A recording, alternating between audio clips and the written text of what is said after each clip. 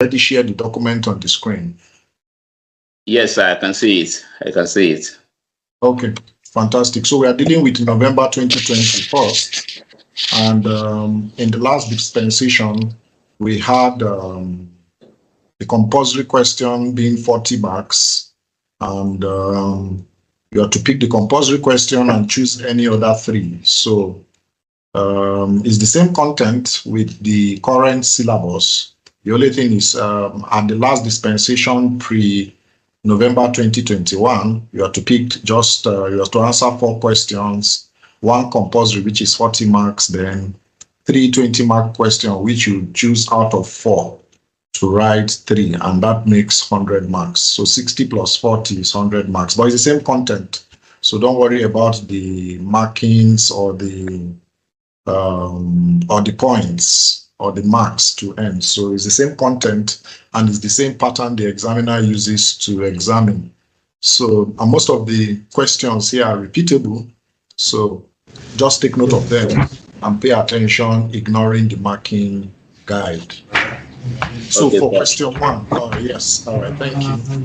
Okay. So please, so that we don't get distracted, if you're not speaking, please mute so that we can get capture the voice. So if you're not speaking, please mute. Thank you very much.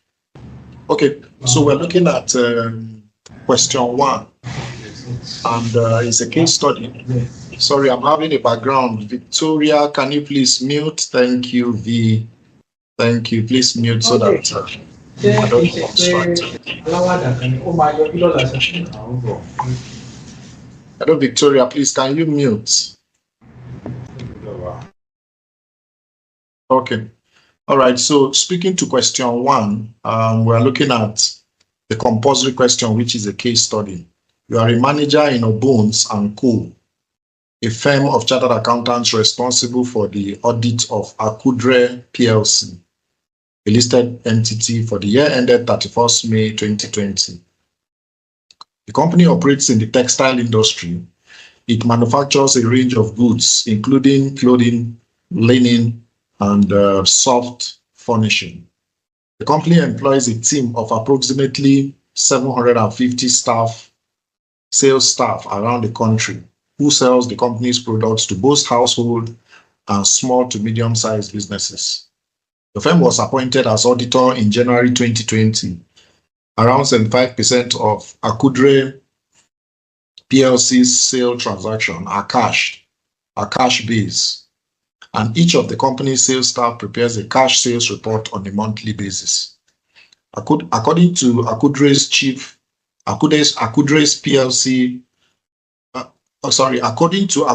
PLC's chief executive officer, Aduoke, and in order to foster an entrepreneurial spirit among his staff, each staff member, including the senior management, is encouraged to make cash sales on a commission basis to friends and family.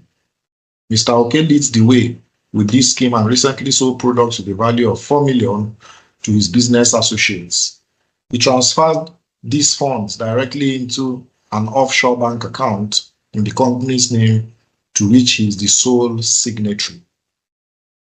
Review of audit working papers. Your review of the audit working papers and an initial meeting with Mr. Oke identified the following potential issues. The audit engagement letter and the working papers of the taxation section of the audit file. You established that Obones & Co. performed the taxation computation for Akudre Plc and completed the tax returns for both the company and Mr. Oke. All the taxation services have been invoiced to Akudre Plc as part of the total fee for the audit and professional services. Mr. Oke's personal tax return includes a significant number of transactions involving the purchase and sale of properties in various international locations. The taxation working papers include a detailed review of a number of offshore bank accounts in Mr. Oke's name, which identify the transactions on the properties. Financing. In addition, the audit committee requests that the audit engagement partner attends a meeting with the company's bank officials, which is planned to be held the week after the auditor's report is issued. The purpose of the meeting is for the company to renegotiate its existing lending facility and to extend its loan.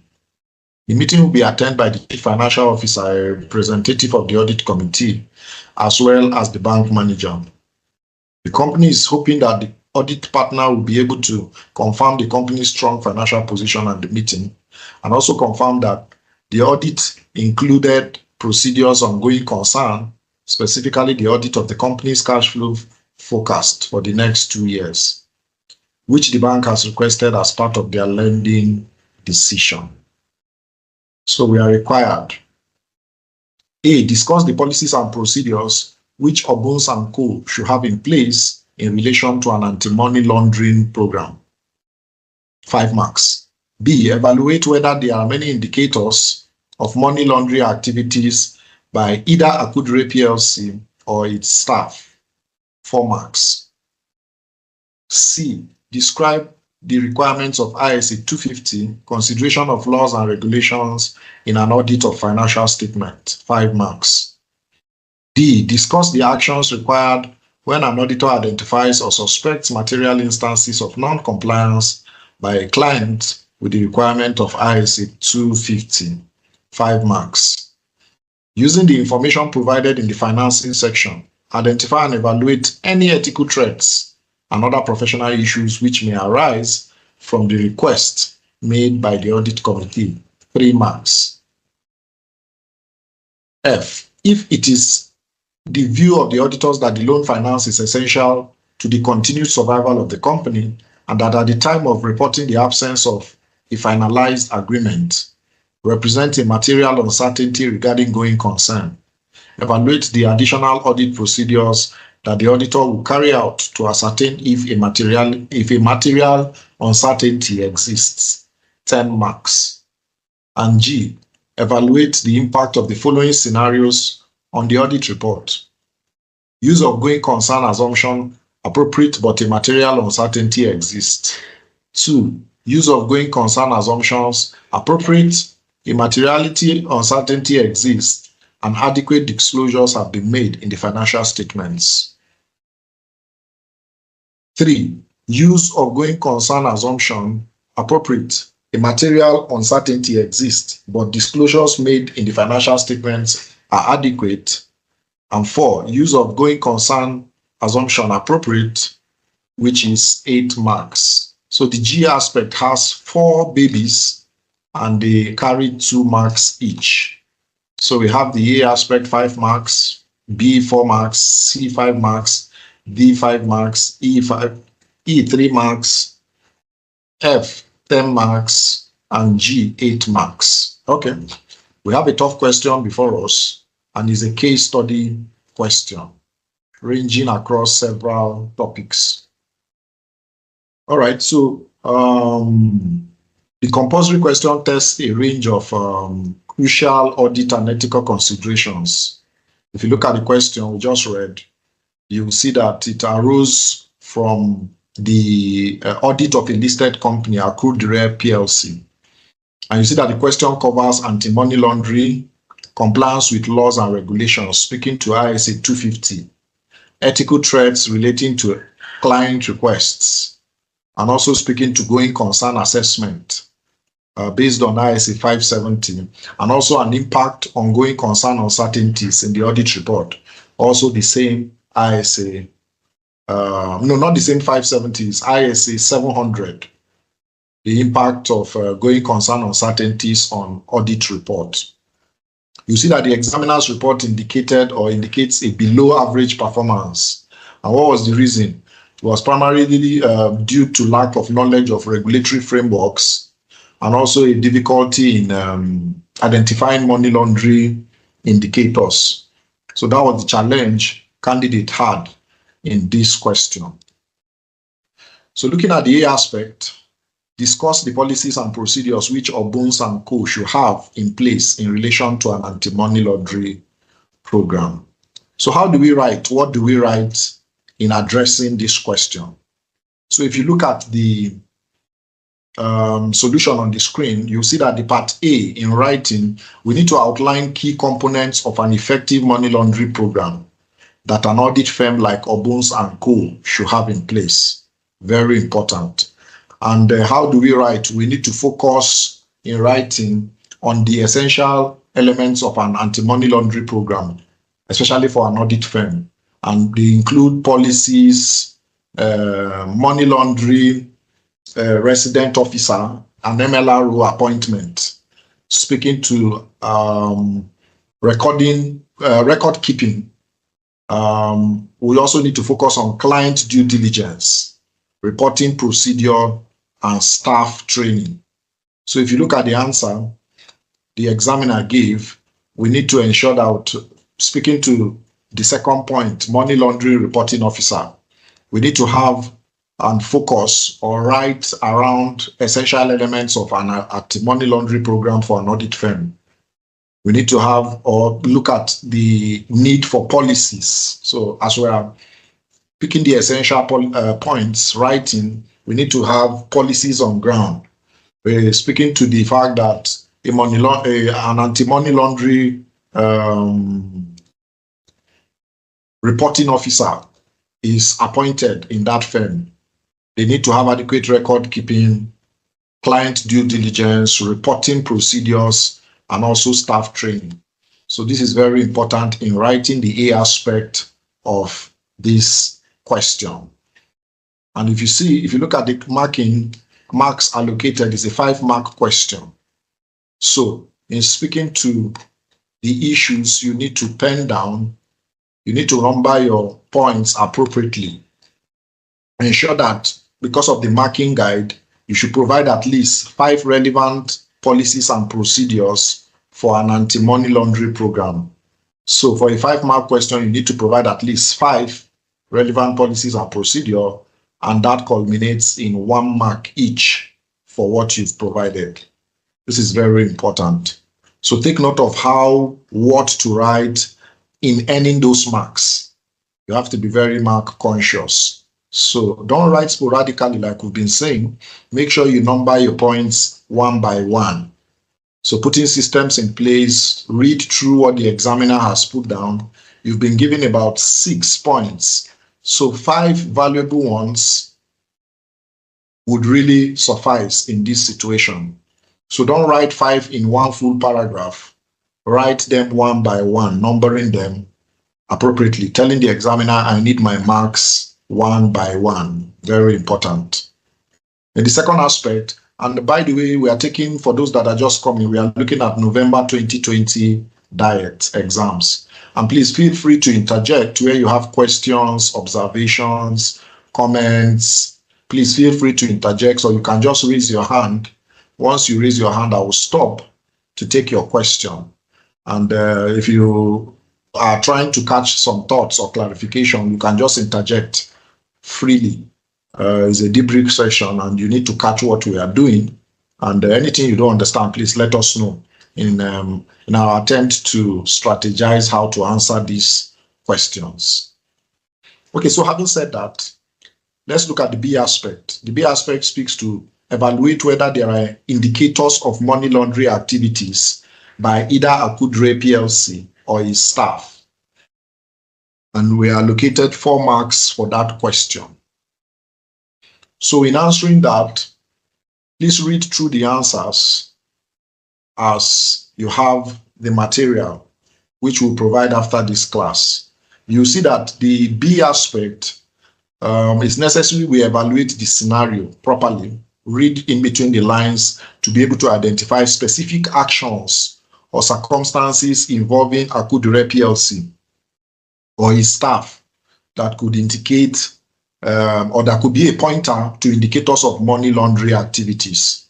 Very important. So evaluate the scenario carefully, read in between the lines, and identify those specific actions or circumstances involving this company and its staff that could be indicators of money laundering.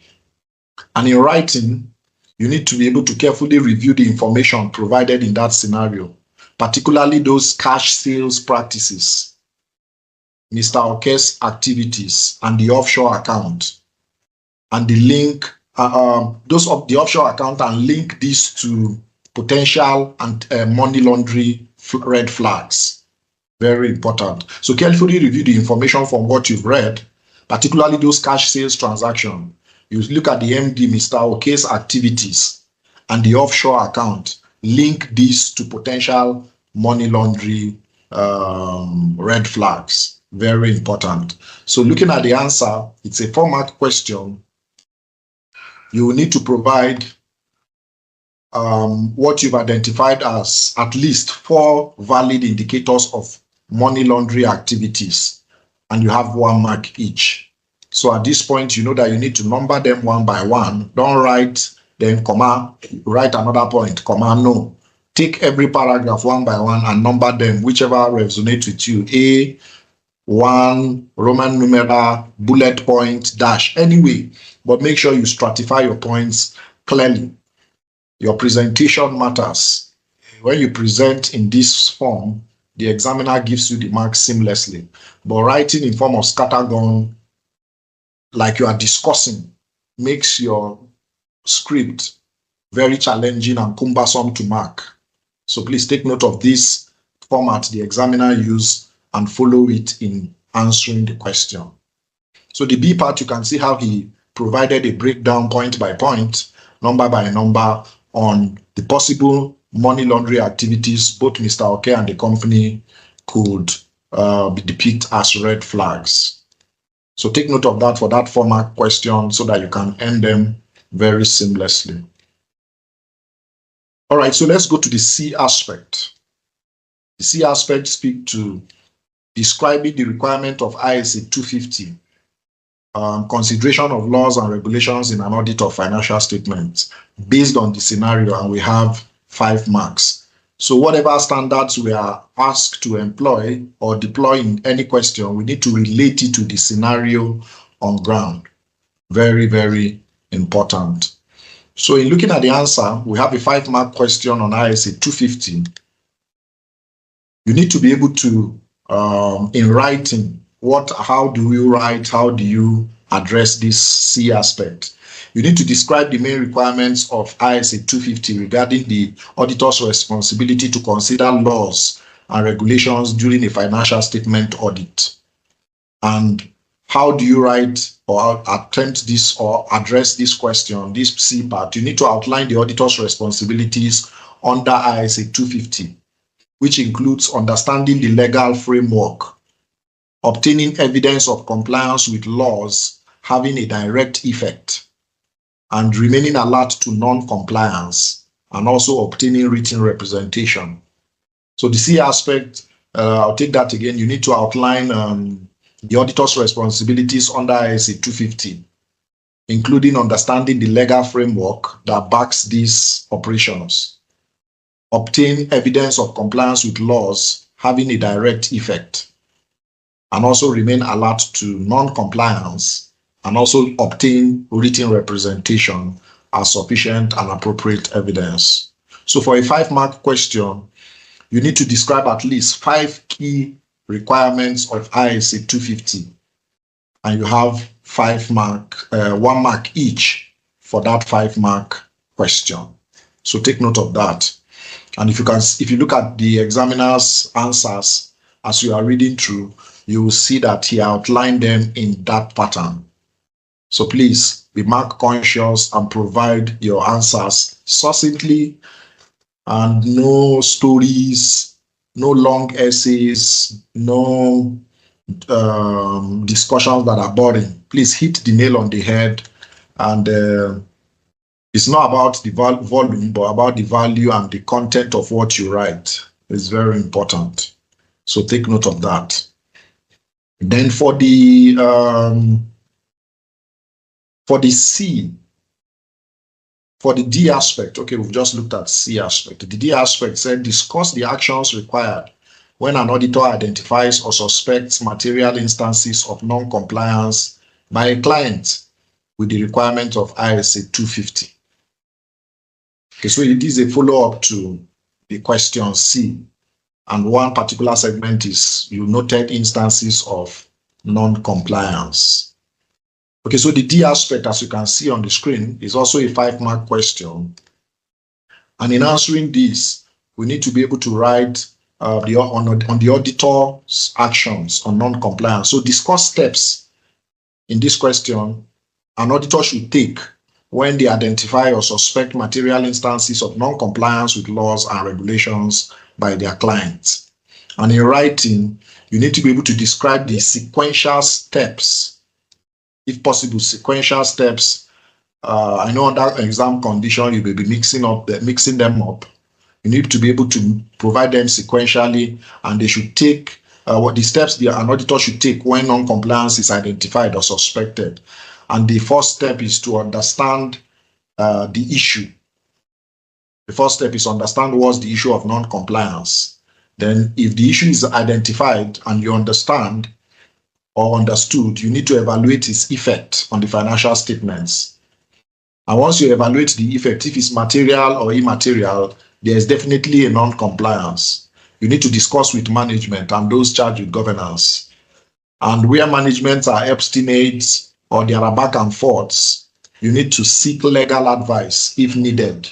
And if management accepts to remediate or resolve that non-compliance, then you can go ahead. But in answering this question, you need to follow the sequential steps. And after seeking legal advice, you need to consider the impact on the audit report and risk assessment. And after that, you need to report to appropriate parties. Very important. So those are the steps, the sequential steps. So read through the answer, the D aspect on the screen, and you'll be able to see the order and the sequential steps and in writing. Most of them are very concise based on the examiner's answers. I would like you to follow suit and provide them in this manner. He uses alphabets and Roman numerals to buttress his points. So please follow this suit, follow this format, and it will help you to earn the marks. Our goal is to pass the exam and not to show knowledge. You are not trying to teach the examiner or show him you have another way. Of course, we all have different ways, but then our first goal is to pass. Then in practice, you can apply whatever concepts you want to apply, but don't try to impress the examiner with another way of writing. Just follow his way, follow his pattern, and pass the paper. Move on. You have enough application to do when you are in the office or in practice. So essentially, your first goal is to pass, especially as the exams are coming close. Please, our goal is to pass and not to show what we know. Yeah, it's very important. And every exam has its dynamics. Some people don't fail, or majority of people don't fail because they don't know it. They fail because they don't know the technique of how to pass their exams. ICANN has a special technique of how to pass it. And this is what the strategies we are discussing. The technique for ICANN is different from that of ACCA. ACCA have their own technique of how to pass their AAA paper. ICAW also have their technique of how to pass. And that has nothing to do with your knowledge. Knowing has nothing to do with it. It's part of it anyway. Your knowledge is part of it, but how to pass is also a strategy you need to employ and deploy. And this is part of what we are addressing in these intensive classes. So please pay attention. And once we are done, I expect you to go back to these answers and read them. And where you have challenges, you will go back and reinforce the knowledge of those concepts, the principles, the standards, reinforce them to understand the concept more with the aim to pass first. That's very important. So please take note of that. And as we look at the continued or the subsequent areas. So having spoken to the issue of non-compliance, the E aspect said, using the information provided in the financing section, identify, one, and evaluate any ethical threats and other professional issues which arise from the request made by the audit committee. And we have 3 marks for that E aspect. So in speaking to the E aspect, we need to be able to write. And how do we write? We need to consider those ethical threats, because in that financing section of the case study question, you need to analyze the audit committee's request for the engagement or the audit engagement partner. And the engagement partner was asked to attend the meeting with the bank and identify with the bank. So we need to identify and evaluate the ethical threats and the professional issues that arise. And in writing, you need to identify the advocacy threat. So for an auditor to attend a bank meeting, there is seemingly advocacy threat.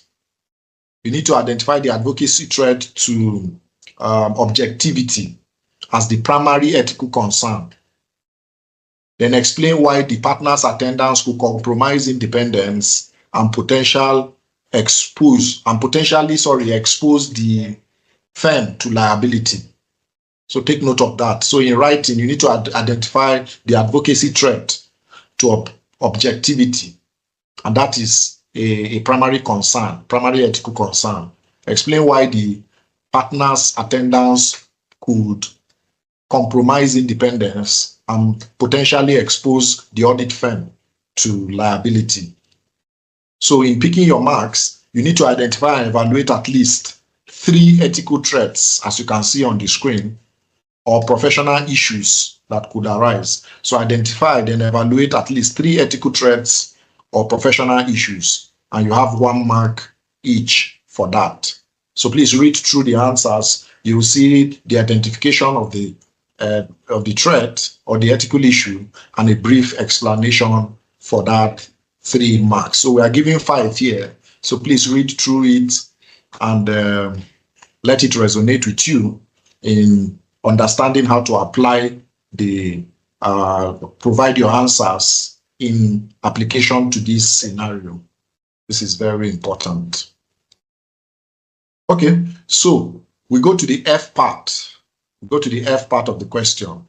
If it is the view of the auditors that the loan finance is essential to the continuing or to the continued survival of the company, and that at the time of reporting the absence of a finalized agreement, which represents a material uncertainty regarding going concern, evaluate the additional audit procedures that the auditor will carry out to ascertain if a material uncertainty exists.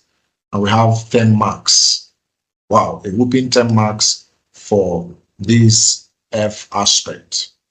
Okay, that's a heavy 10 mark, and we have to be careful because that's the highest so far we've seen in this series of questions. Okay, so in speaking to that F part, we're talking about additional procedures on going concern as uncertainty. You need to describe the further audit procedures the auditor would perform to assess whether a material uncertainty regarding going concern exists due to the lack of a finalized loan agreement. So it's key we take note of that. And in writing, we need to be able to detail specific procedures to assess the going concern uncertainty, such as the procedures include discussion with management, evaluating future plans and cash flow forecasts.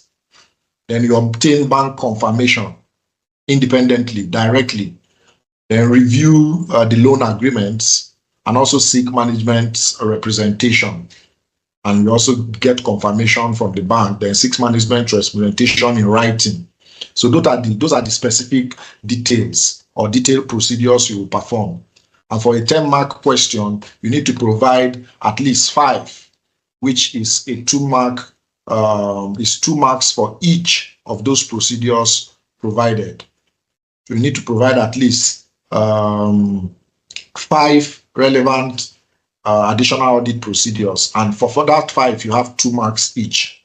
Very important. And it centers again, I'll say, around the discussions with management, the evaluation of future plans and their cash flow forecasts. You also obtain bank confirmations independently, then you review loan agreements and seek management representation. This is very important and is very key. So take note of these nuggets and strategies. As you read through the answer, you have about 6 given to you by the examiner. So read through it and let it resonate with you, please, as you are reading. Very, very important. And finally, the G aspect is a series of 4 babies or 4 sub-questions, 2 marks each. And the first aspect is to evaluate the impact of the following scenario on the audit report. We are to use going concern assumption appropriate, but a material uncertainty exists. and also the use of going concern assumption appropriate, a material uncertainty exists, and adequate disclosures have been made in the financial statements, 2 marks. We need to evaluate the impact of this. Also evaluating the impact of the use of going concern assumption, which is appropriate, and a material uncertainty exists, but disclosures are made in the financial statements, but inadequate. And finally, the use of the going concern assumption that is even inappropriate totally. So 2 marks each for this 8-mark splitted question. So in answering, we need to be able to describe this situation very pragmatically. And we need to be able to look at the impact on the audit reports, speaking to going concern. So we evaluate how different scenarios relate to the appropriateness of the going concern assumption, and also the adequacy of disclosures that will impact the audit report. So in writing, make sure that you, for each scenario, the 4 of them, clearly state the appropriate audit opinion and an emphasis of matter or modification required based on ISA 570 and ISA 705. So take note of that. It's a gray area, I understand, but then for each scenario, clearly state the appropriate audit opinion and any emphasis of matter. And if you need to modify the opinion required based on ISA 570 and ISA 705, for each of those 4 scenarios, you need to speak to them distinctly. And you see that is an 8-mark question. So correctly evaluate the impact of the audit report for each of the 4 scenarios, speaking 2 marks each. So you mean this area may be unavoidable, especially if it comes in a case study number 1 question, which you must attempt. And you know your case study is 30 marks. It's unavoidable. If you don't answer the 30 marks, then you have 70 marks to battle in the other papers. And this area is a bit gray, but you need to at least have some basic understanding of it. It's challenging to understand, I must admit. But then at this point, please try to pick out 1 or 2 meanings from them, especially speaking to going concern or certainty and this subject in chapter 9, especially of evaluation and review. So use this revision period to really crack this knot. It's a hard knot, I know, but then you don't want it to feature in a case study or the first question and you don't have a clue. You want to avoid that at this point. So please take note of these strategies and let's attend to them very critically. And you can see that 90%, of course, must attempt it because it's a compulsory question, but performance was below average. Performance was below average. So in going back to what was tested, the concepts and the principles tested in the whole of those A to G sections, what was tested? The principles that were tested, the first A part was anti-money laundering regulation. So we need to understand the fundamental principles and procedures related to preventing and detecting anti-money laundering. So in studying and reinforcing or revising, let's revisit and review relevant anti-money laundering legislation and guidance in Nigeria, as well as general best practices in audit firms. We need to study around that and reinforce solidify our knowledge. Then for ISA 250, which is a frequent feature in the AAA paper, ISA 250 speaking to consideration of laws and regulations in an audit of financial statements. We need to understand the auditor's responsibility to consider the legal and the regulatory framework applicable to any entity he's auditing. So we need to study thoroughly and review this ISA, solidify our understanding, and based on this case, focus on the auditor's objective and procedures, and also reporting responsibilities related to non-compliance. So let's go and review that area. Then for the ethical principles and the threats in the 3rd part, we need to look at the ICANN Code of Ethics or the IESBA Code of Conduct provided.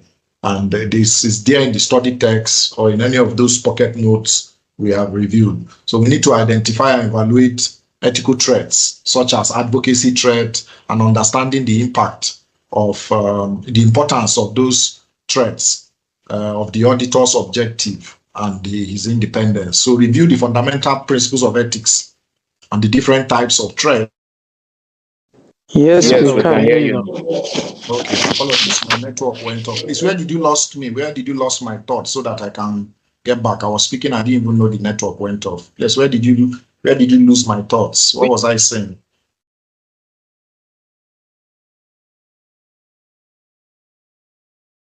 And somebody just remind me, or what was the last conversation you had before my network went off so that I can continue from there? Advocacy threats. Okay, advocacy threat. Wow. That's long behind. Okay. Advocacy threat. Okay, so did you hear up to where I said I spoke to the concepts that were tested and the chapters that were tested? Did you hear up to that part? No. Oh, No, wow. sir. No, sir. Wow. Okay, sorry about that. Okay, so in speaking to I was talking about advocacy threat and how it relates to the question. I was saying that the ethical principles that were tested in this question one we saw on the screen were the areas of identifying and evaluating ethical threats, such as advocacy threat and understanding the importance of the auditor's objectivity and independence. So I said we should study around the fundamental principles of ethics and also the different types of threats to independence outlined in the relevant code of conduct. So I spoke about applying these ethical principles to the specific scenarios as provided in the question. So I said also that the other area that was tested looking at going concern was ISA 570. So ISA 570 is an area that was tested, and we need to go back to study and review of ISA 570 and pay attention to indicators of going concern risk and also the procedures for evaluating management plans. So very important. And I said ISA 700, speaking to forming an opinion and reporting on financial statements, and also ISA 705, modifications to the opinion in the independent auditor's report. So we need to understand how going concern uncertainties and inappropriate use of going concern basis also impacts the auditor's report. And this includes the use of emphasis of matter paragraphs, and modifications to the opinion. So let's review these reporting standards and focus on the specific wording and circumstances for different types of audit opinions and emphasis of matter paragraph. So I said in studying, the chapters that were tested in the case study material was chapter 2, the regulatory environment, talking about anti-money laundering and also ISA 250. Then chapter 3 was tested, rule of professional conduct, speaking to ethical threats. And chapter 7 was tested implicitly, speaking to risk assessment related to laws and regulations, and also going concern. Then chapter 8 was tested, talking about audit evidence, specifically the areas of procedures for going concern. Then chapter 14 was also tested on reporting, speaking to the impact of going concern on the audit report. So 5 chapters were tested with those specific areas I mentioned in this question 1. So like I said, you want to avoid the situation where the case study presents those gray areas and you don't have an idea. Please avoid those situations, because 30 marks as question 1 is significant. That's 30% of the whole exam. So please have an idea of these areas, read through, go back, reinforce and solidify your understanding of these concepts. If you are not sure based on what you've just seen in attempting this question, you can attempt. This is very important. So take note of it. And in this, our revision period, we want to nip all the holes, cross all the dots and the T's, all of them, make sure that we are prepared adequately for whatever the AAA paper will present to us in 10 days' time. Okay, so that's it for question 1. Do we have any questions, contributions, observations to that question 1? There's no dumb question like I used to say, so please ask anything that comes to your mind and we'll try to address it to the best of our knowledge. Any question? Okay, so our silence, I think, means we understand how to approach such a challenging question. All right, so let's go to number 2, question 2. Question 2 speaks to you are the engagement partner on the audit of Uchenna and Associates. The audit senior sent you the schedule of uncorrected misstatements as shown below, including notes to explain each matter included in the schedule. So we have a profit and loss ledger looking at the SFP, and we have items, litigation provision. We have a debit balance of 20 million and a credit balance in the SFP of 20 million. Then we have restructuring provision, credit 13 million, debit 13 million. Then we have a correction of depreciation, debit P&L 5 million and credit SFP 5 million. So the audited financial statement recognized revenue of 250 million and the total assets of 1.2 billion. The materiality threshold was determined as 12.5 million. We are holding a meeting with the management tomorrow at which the uncorrected misstatements will be discussed. So take note. Number 1 note speaks to the entity was involved in a litigation in respect of a dispute with a customer over the quality of goods shipped. The customer had obtained a court judgment against Uchenna and Associates and was awarded 200 million in charges or in damages. Uche and Associate had appealed the judgment and the solicitors are confident that it will win the appeal. Management has not recognized any amount in the financial statements in relation to the litigation, arguing that they are likely to win the appeal. The audit conclusion is that a provision should be included in the financial statements. Management has recognized a provision in respect of the restructuring involving the closure of one of its factories. Management approved the closure at a board meeting in April 2019, but no announcement has been made to the employees. The audit conclusion is that the provision should not be recognized. And 3, the audit team has recomputed depreciation expense and noted an understatement of 5 million were required. A, explain the requirements of ISA 450, speaking to evaluation of misstatements identified during the audit with regards to uncorrected audit misstatements, 15 marks. B, the matters which should be discussed with management in relation to each of the uncorrected misstatements, 5 marks. All right, so ladies and gentlemen, before us is a 20-mark question. And like we said, Excuse me, sir. Yes, please. What diet is this? Okay, this diet is November 2020. November 2020. Okay. Yes.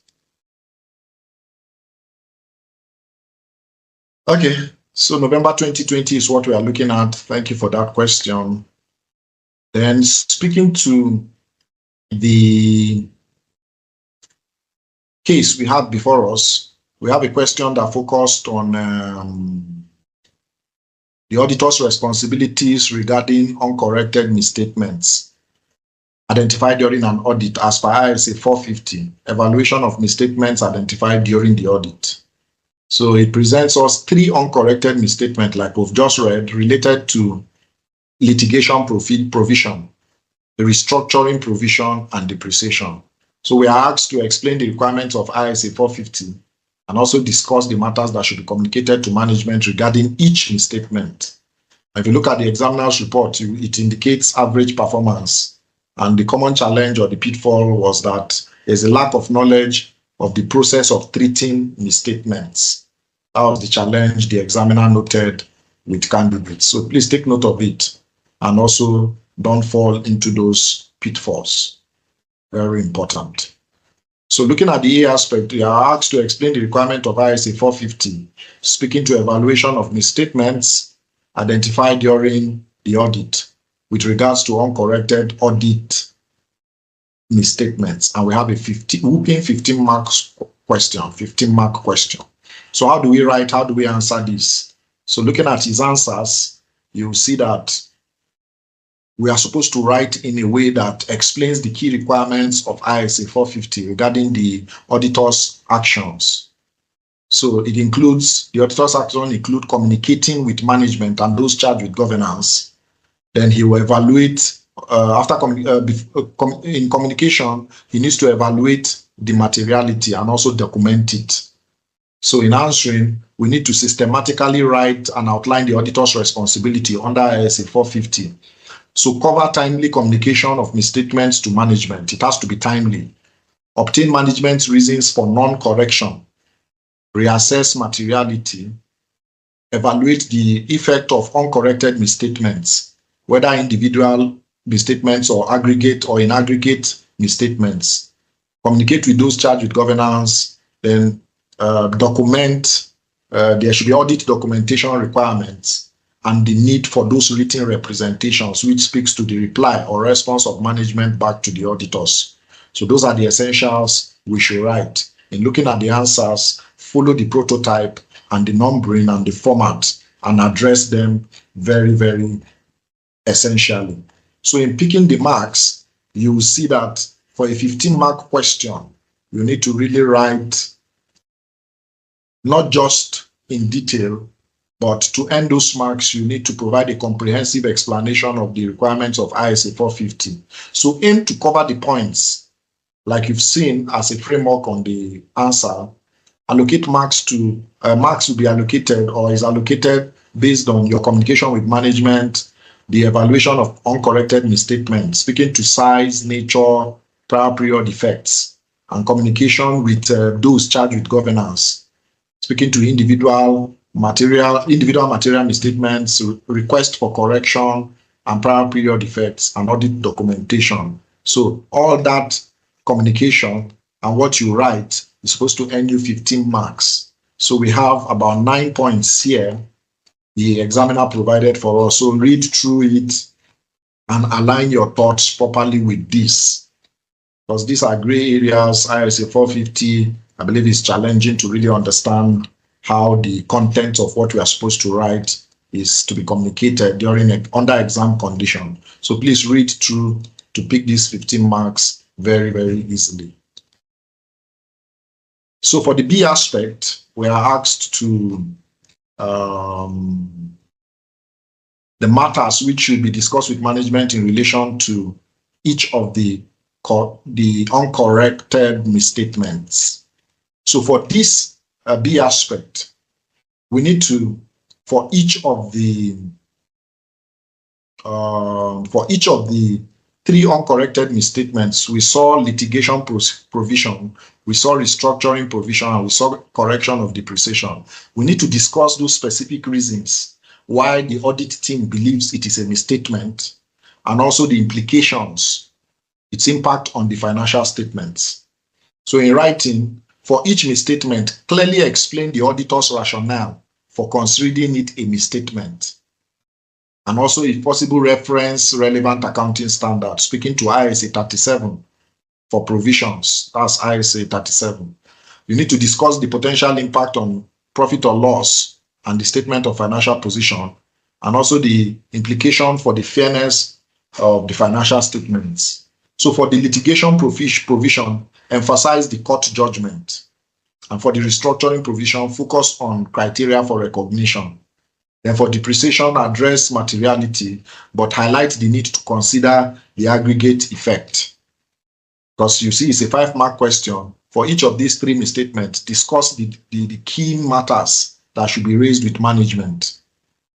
Picking your first 5 marks, ensure you explain the audit team's concern and the potential impact on the financial statement, because the marks are allocated based on the misstatement, 1 to 2 marks per misstatement, and depending on the valid number of points you raised.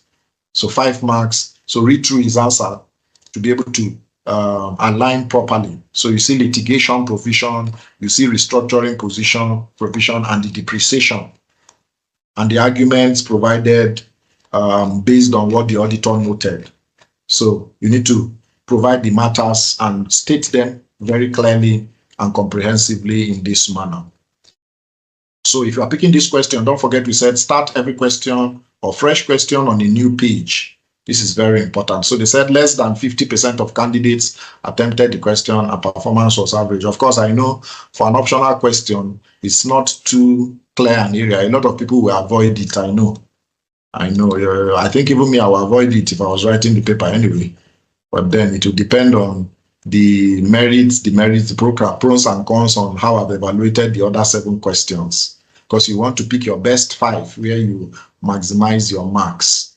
All right, so let's look at where was tested. What are the concepts and principles tested? The A part tested evaluation of material misstatements identified during the audit, and that's ISA 450. So we need to understand the auditor's responsibility to evaluate and communicate misstatements identified during the audit. So please review and thoroughly study ISA 450. Pay close attention to definitions of misstatements, the process of accumulating and evaluating misstatements. Communication requirements with management should be also checked, and also those charged with governance and documentation. And you may need to really go back to ISA 37 to understand provisions, contingent liabilities, contingent assets. Just reinforce yourself on those standards. For those that are writing CR, you know, this is part of your CR curriculum. So understand the criteria for recognizing provisions, particularly in context of litigation and restructuring. So study the recognition criteria in ISA 37.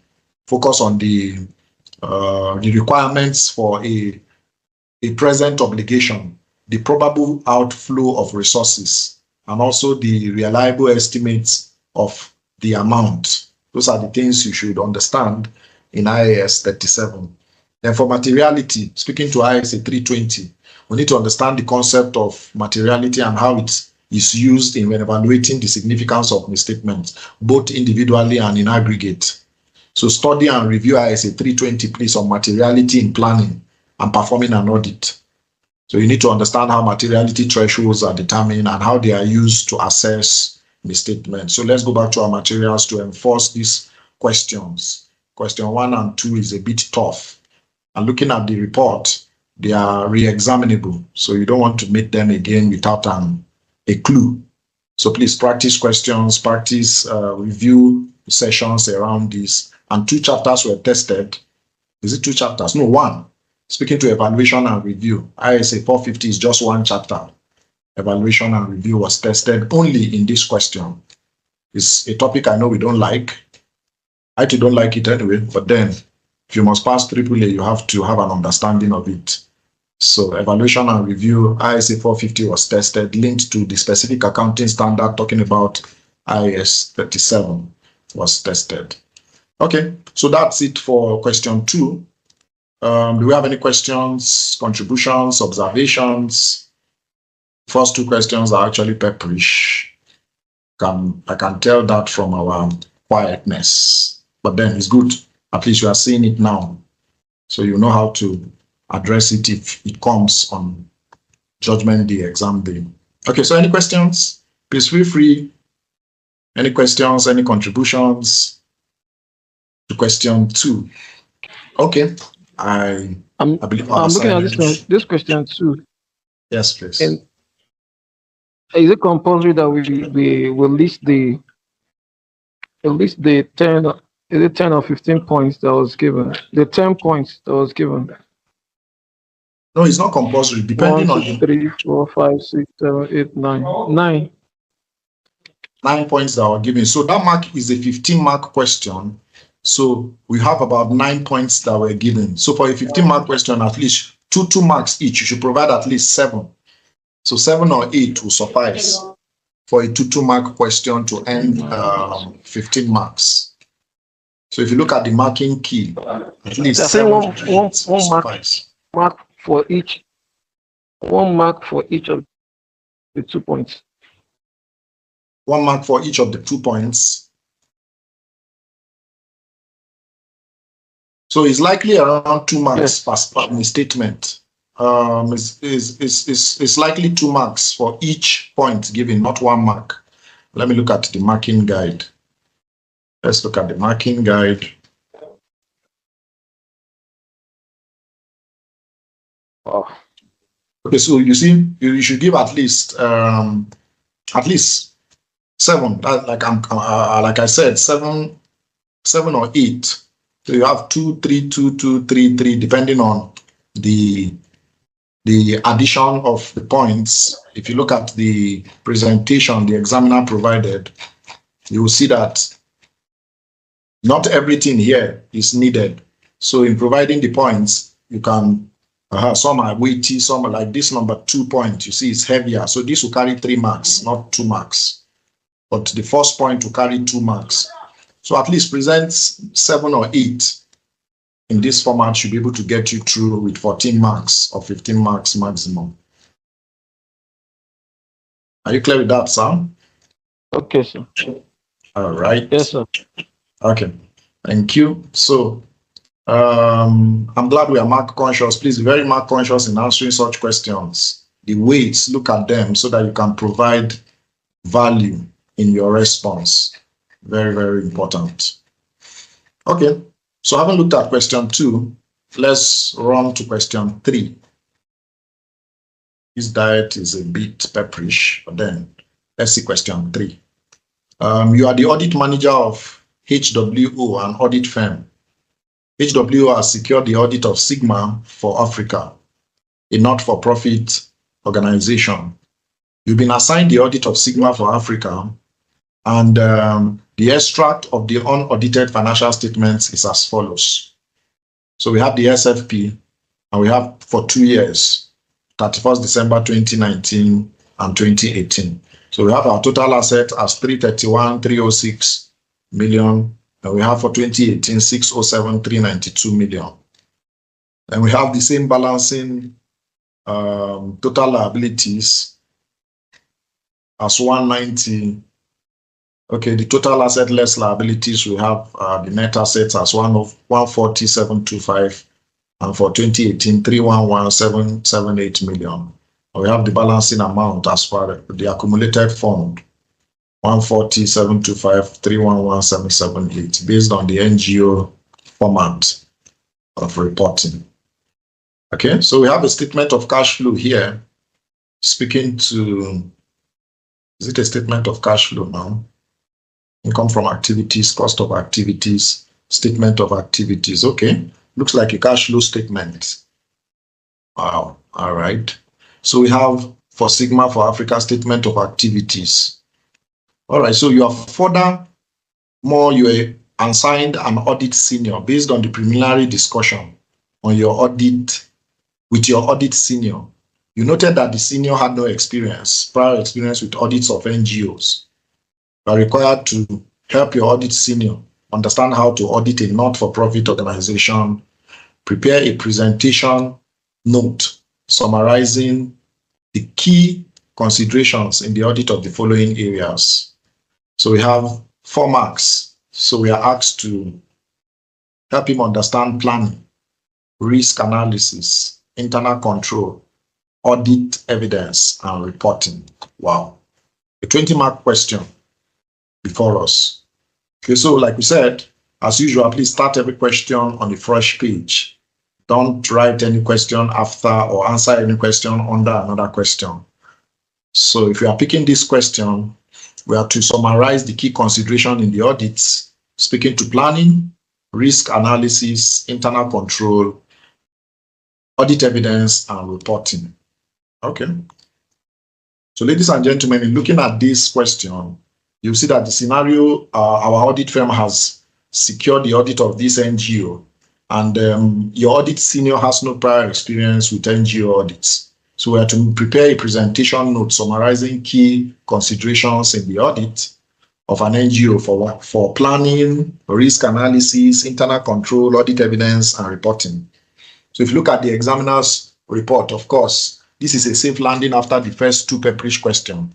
It was an above average performance. So I'm sure a lot of people will do this question, including me, if I see it.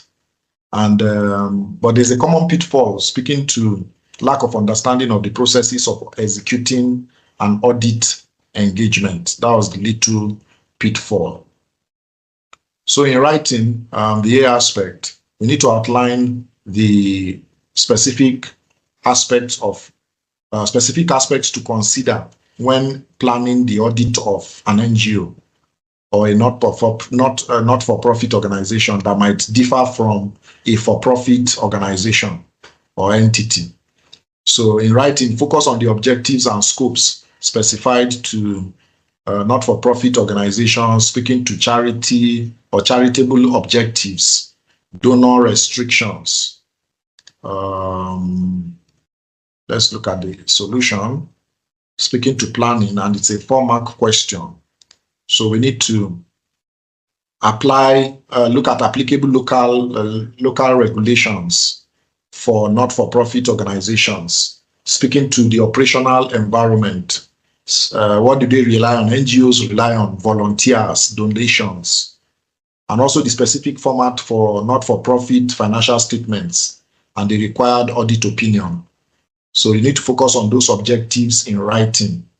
You could see that I was struggling with that statement, this statement. I was wondering, is this a cash flow statement? It just said statement of activities. And it just shows income from activities, operations, no financing, no investing. So this is a separate format for the NGO. So I was struggling with it when I cited the question. So we need to understand in answering how to speak to these answers. And then in picking the marks, the specific marks is 4 marks. So we need to provide at least 4 relevant considerations for planning and an NGO audit. And we have 1 mark for each. So provide 4 items. You can see listed here is 4. So, sorry, it's listed here is 5. So once you have 4, you pick your marks very seamlessly and easily.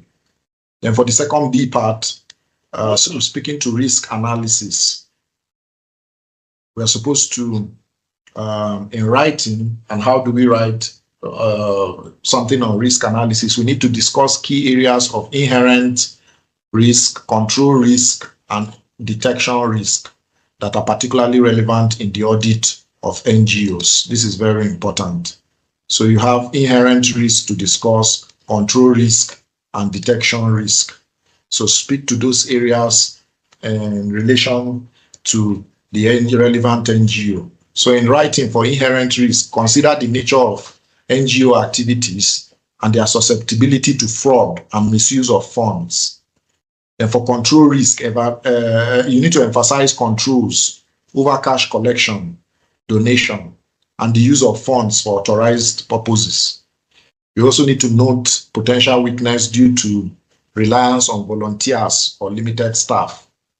And for detection risk, you need to acknowledge potential challenges in obtaining sufficient, appropriate evidence. So those are the areas we need to write around, and you see that the examiner's answers has provided some that framework in that area. So to pick that marks or those marks seamlessly, discuss key aspects of inherent control and detection risk in an NGO context, and you have 2 marks for any 2 well-explained points. So follow this format, read through, and align properly. Very key. And for the third aspect, internal controls. In answering this question, we need to be able to write and highlight the crucial areas of internal control that an auditor will focus when auditing an NGO or a not-for-profit organization.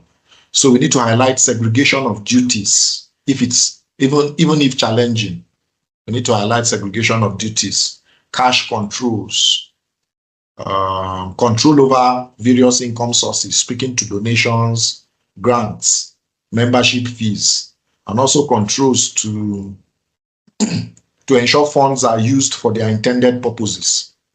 So we need to highlight those areas, and in picking the marks, we need to highlight at least 4 key areas of internal control in an NGO setting, and 1 mark for each.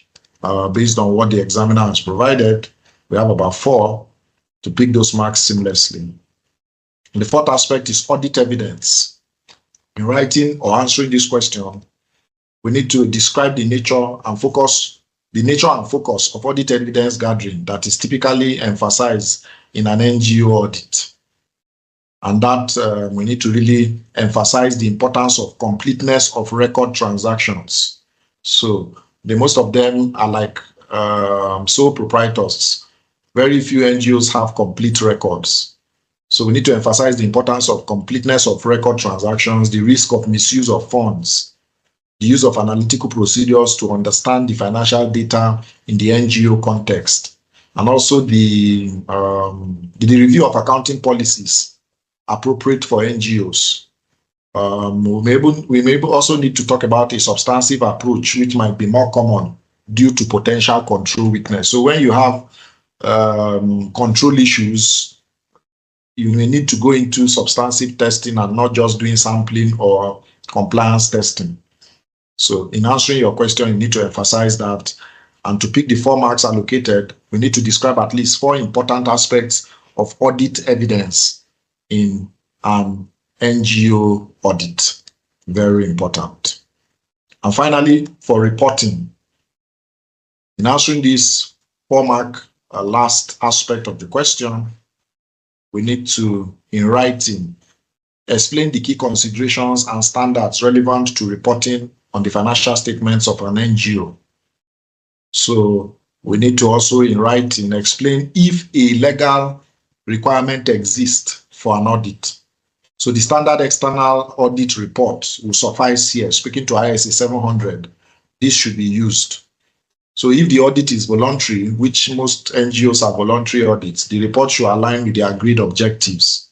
However, it's good practice to follow the structure actually of ISA 700. Though external audits are mandatory, but NGO audits may be voluntary. They are not regulatory audits, but the format of the external audit report could be followed. So in your explanation, explain at least 2 key considerations for reporting on an NGO financial statement, and 2 marks each, including mentioning ISA 700 structure in your answers to give you those 4 marks very seamlessly. So they said 60% of the candidates attempted the question and performance was above average. Yeah, I expected that. And in looking at what was tested, the concepts and principles that were tested in helping us to go back and study. So auditing not-for-profit organizations was tested. So let's understand the specific characteristics and also the challenges of auditing NGOs, which includes their objective, funding sources, governance structures, regulatory environments. So let's look for specific guidance or chapters in the study text. We'll look at the chapter. I think there's we need to pay attention to those chapters on how the general audit principles apply differently to NGOs. Then audit planning, the question speaks to ISA 300 in defining that audit planning question, general audit principles to the specific context of NGO. So ISA 300, and we need to study how understanding the entity's environment, including NGO nature, companies or entities, influences the audit strategy and the audit plan. And risk assessment, talking about ISA 315 was tested in looking for how to go back to study this question. Identify and assess risk of material misstatements in the context of NGOs, considering inherent risk related to donations and volunteer involvements, and also control risks due to potentially weaker internal controls. So let's study ISA 315 and also think about how risk factors might manifest differently in an NGO. And for internal control, the same as ISA 315 will help us and guide us to understand the key components of internal control in an NGO setting and also common weakness. So in studying, let's focus on specific control areas mentioned in the solution you could see. So for cash, for income, use of funds, and why they are critical for NGOs. Then for audit evidence, the standard is ISA 500. We need to apply general principles of audit evidence to unique transactions and balances of an NGO. So let's, in studying, consider how to obtain evidence for donations, for grants, for in-kind contributions. Then reporting speaks to ISA 700. Let's understand the standard audit report and any specific reporting considerations for NGO, especially if there are regulatory requirements or voluntary audit observations. So let's generally review that ISA 700, solidify our understanding, and consider if there are modifications or additional elements commonly found in NGO audit reports. So generally what was tested, planning was tested, chapter 8, audit evidence, chapter 8, but not the whole planning, specifically considerations for different entities with NGO in focus. Then audit evidence, application of different types of entities and transactions with NGO in focus for this question. Chapter 9, evaluation and review, overall considerations for different audits with focus to NGOs. Then 14, reporting, specific reporting requirements or adaptation for different audits. And finally, maybe a bit of current issues, speaking to NGO audits, just a bit of current issue, but generally 4 chapters were tested in this third question. Okay, so let's use it, go back to study, and in case it shows up, we'll be able to address it very quick, easily. All right, so any questions for question 3? Any contributions, any observations? We've just finished half of this question. Don't forget this diet was 6 questions. Before November 2021, they started 7 questions. And the 6 questions mostly are case studies, and they look very tough. But then they are approachable. Okay, so any question for question 3, so that we can run to question 4. All right, so no questions. I believe question 3 was a bit okay. It's a bit approachable. All right, so the question 4 speaks to Holloway Interior Limited operates a large shop at Garki, Abuja. The company's year end is April 30th. The company sells expensive furniture and does interior decorations. Normally, a sale transaction is initiated when a working customer signs off an invoice duly filled by the sales clerk. The company pays for the goods using cash, bank transfers, or POS. The sales clerk records the sale on the system and prints out a receipt in duplicate. The customer gets a copy and the sales clerk files. And the sales clerk files the second copy. Thereafter, the customer carries the purchased item away, or the company delivers the item. However, due to COVID-19 pandemic, the federal government announced a lockdown of Abuja, thereby imposing a restriction on movement of goods and person. In response, the company closed its showroom and all of its products were showcased online, and all sales were made online. Furthermore, the company delivers all purchases by customers, and customers are given the choice to pay before or after delivery. Due to the logistics of delivery, sometimes the delivery of items can take a week after the sale was initiated online. You are the audit manager of the audit of Holloway Interior Limited. Discuss A, the general IT controls that you expect to find in Holloway Interiors, 10 marks. B, discuss the 5 steps model for recognizing revenue under the requirements of IFRS 15, revenue from contracts with customers. Wow. They are bringing a CR question here. Oh, wow. Discuss 5 steps model of recognizing revenue under the requirements of IFRS 15. Revenue with, wow, this question sounds somehow for me. But then anything is possible with ICANN anyway. All right. So A part is okay, but I'm not too comfortable with B. B doesn't sound like an audit question. I don't know. Am I wrong in my thoughts?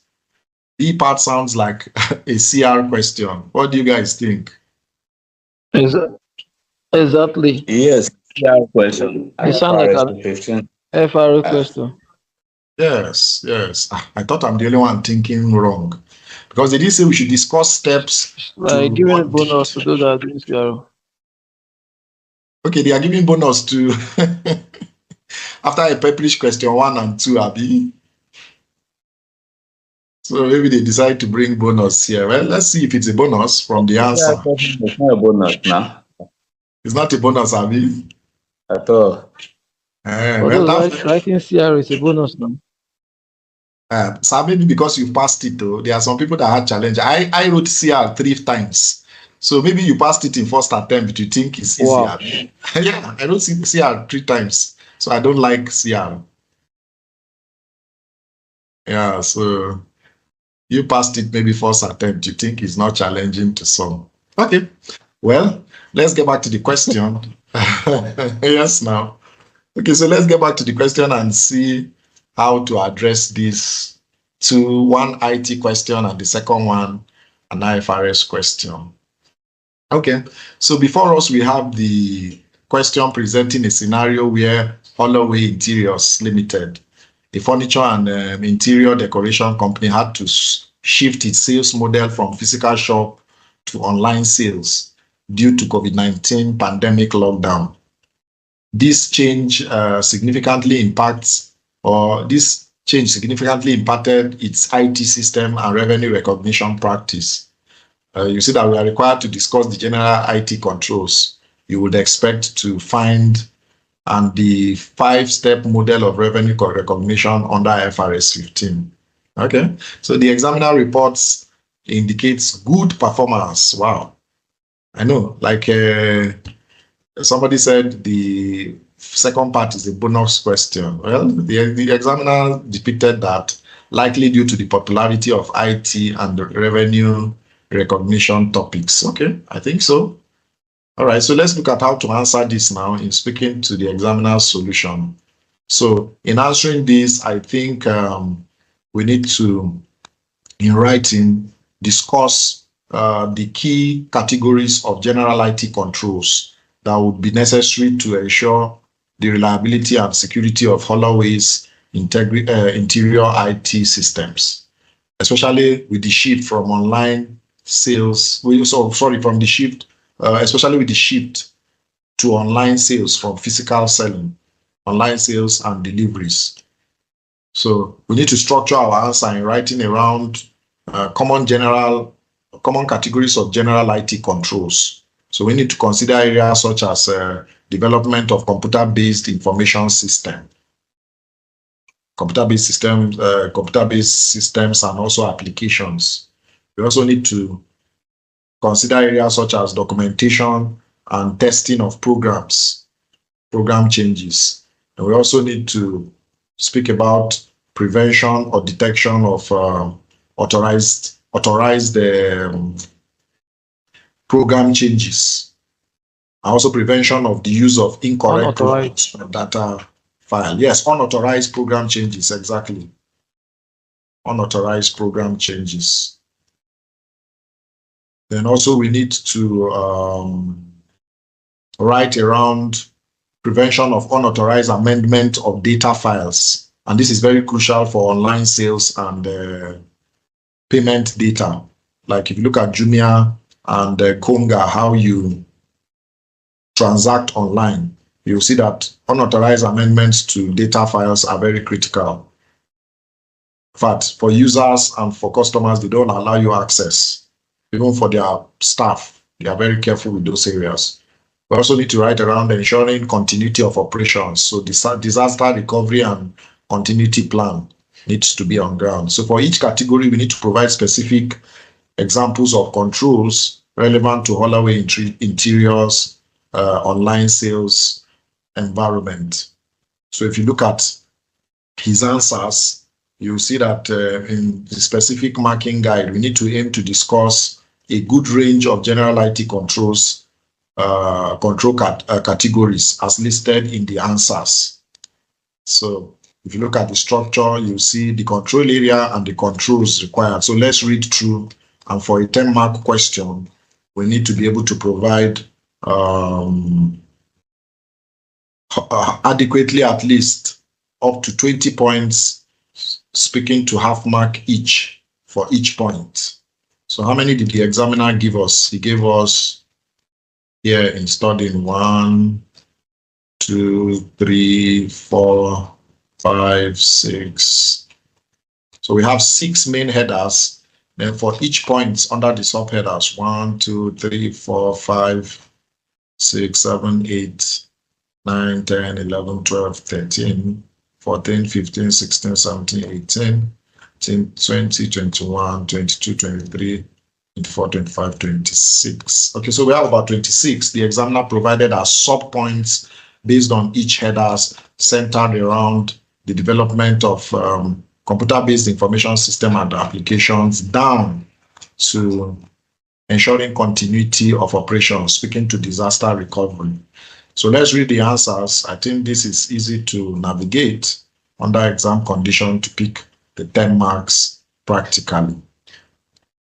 Then for the second aspect, we need to discuss the 5 steps model of recognizing revenue under the requirements of IFRS 15.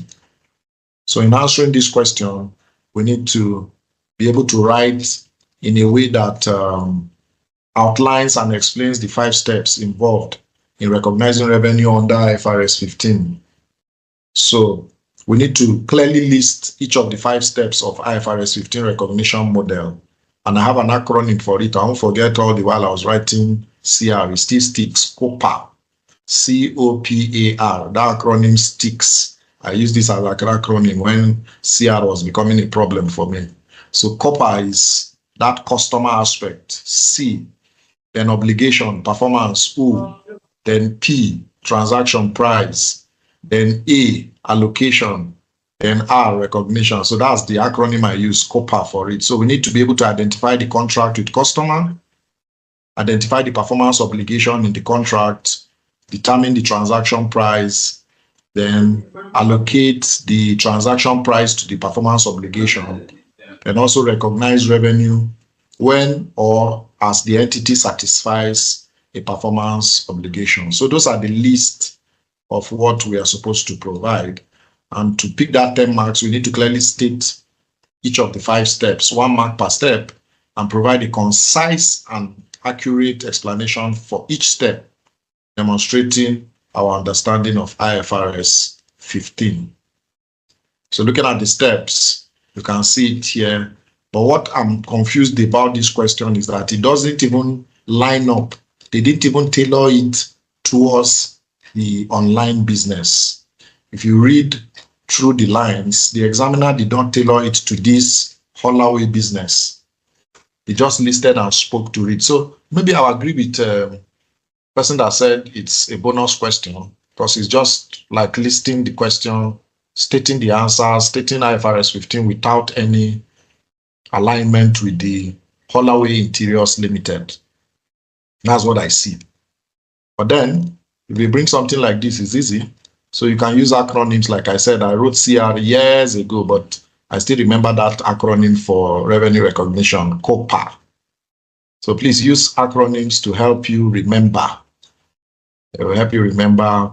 The examiner's report, 80% of the candidates attempted the question because of the popular nature of IT. Performance was good. Wow. So maybe we don't expect him to repeat such a question again.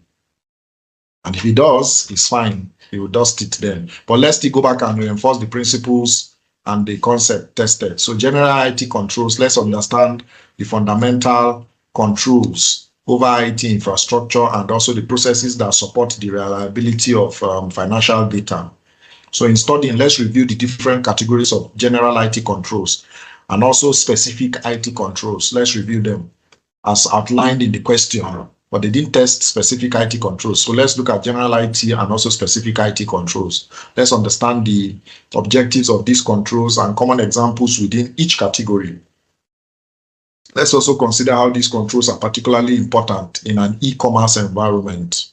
Very important. Therefore, the IFRS question, let's understand the principle-based framework for revenue recognition, including the 5-step model, and thoroughly review IFRS 15. Focus on understanding each of the steps, the criteria for applying them, the key concepts, speaking to performance obligation, transaction price, standalone selling price, transfer of control. Let's get the concepts around that. And what was tested? Just one chapter was tested. Application of information technology, which is chapter 16, specifically general IT controls. Then the IFRS that was tested, which is very rare, is the IFRS 15. It's not in any chapter anyway in the AAA case study text. So let's also go back and reinforce our understanding of IFRS 15. Okay, so that's it for question 4. A relatively easy 20-mark question for us to pick very seamlessly. Okay, so let's run to question 5. If we don't have any questions, let's run to question 5. Maidlin Nigeria Limited manufactures tires for use by cars, trucks, and trailers. The company is owned, managed That is, the shareholders are also the directors of the company. On June 1st, 2020, the directors made a decision to wind up the company. The high cost of operating in the country, depreciation of the naira against the US dollar, and the economic impact of COVID-19 has led to harsh operating conditions that have severely impacted the entity's ability to carry on business in the country. Management notified the employees, suppliers, and customers that Medlin would cease all manufacturing activities on September 30th. All the factory workers and most of the employees in the accounts and admin departments were terminated effective 30th September. Most of the employees who remain in employment with the company after 30th September will be made redundant on November 30th. However, the company retained a small head office operations consisting of the company secretary and a small accounting and administrative support staff. This head office unit will continue to operate for a few more years until the company's operations are wound down completely. Medlin has 20 branches and a head office. 12 of those branches operate from buildings owned by the company, and the remaining 8 operate from leased buildings. The expiry of the lease terms ranges from 3 to 5 years. Under the terms of the lease agreement, one of these premises can be sublet and the leases cannot be sold. On the adoption of IFRS 16 leases, the entity has assumed that the lease will be renewed at the end of the lease tenure and had recorded the lease liability and a right of use asset. A small head office building will continue to be occupied and used until the lease expires in 3 years' time. Medlin accounts for all its tangible non-current assets at cost less depreciation. The entity has recognized deferred tax assets in prior years due to unrelieved tax losses and unutilized capital allowances. All the products sold by Medlin carry a 1-year warranty until May 31st, 2020. The company sold extended 2-year and 3-year warranties, but extended warranties were not offered on any product sold from March 1st, 2020. Medlin sold its products through national and international distributors under 3-year agreements. Medlin also had annual contracts with its major suppliers for the purchase of components. So far, none of the distributors or the suppliers has initiated legal proceedings against Medlin for breach of contract. However, some distributors are withholding payments from Medlin on their account balances, awaiting settlement of the penalty payments they claimed are now due to them from Medlin. Required. Using the information provided, identify and also explain the financial statement risks to be taken into account in planning the final audit of Medlin in respect to the year ended 31st December 2020. 20-mark question. Okay, so ladies and gentlemen, that was a long read, relatively a long read. Don't forget we said start every question on a fresh page. Start every question on a fresh page. So we have a question that presents a scenario where Medlin Nigeria Limited, an owned managed tire manufacturing company, has decided to wind up its operations due to adverse economic conditions. So we are asked to identify and explain financial statement risks that need to be considered when planning the final audit for the year ended 31st December 2020. So we'll see that this scenario requires a strong understanding of the implications of a company ceasing or halting operations on its financial reporting. You see that the examiner reports indicates average performance, with a common pitfall being the inability to identify the financial statement risks in the context of a final audit. So that was the challenge candidates had. So in writing, we need to, for each identified financial statement risk, as you can see on the screen, we need to speak to them and identify the specific area of the financial statements that will be affected. Then explain the nature of the risk arising from the decision to wind up the company and the specific circumstances described. So you need to consider the implications for accounting policies, valuations, provisions, and also disclosures. So how do we write? We need to systematically go through the information provided. It's a long read, and consider the impact of the wind-up decision and various aspects of middling financial statements. So think about basis of preparation. Is the going concern assumption still appropriate? So what alternative basis might be needed? So those are things we should think about in writing. Then speaking about liabilities, what new liabilities might arise, like termination expenses, for example, contract breaches, like we read.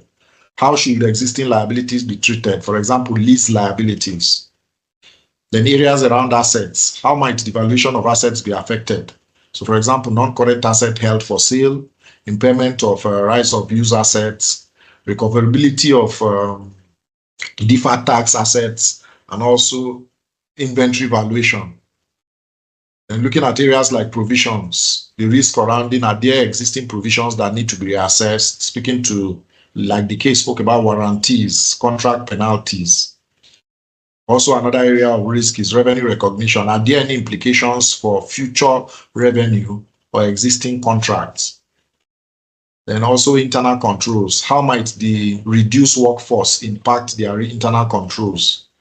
And also disclosures. This risk around specific disclosures will require what specific disclosures will require will be required regarding the decision to wind up the company. So for each risk as identified, we need to provide clear explanation linking the scenario to the potential misstatement in the financial statements. This is very important. So in writing, let's take note of those things. And generally, we need to be able to earn the marks. It's a 20-mark question. So the marking guide suggests 1 mark for identification of irrelevant financial statement risk and 1 mark for explaining it.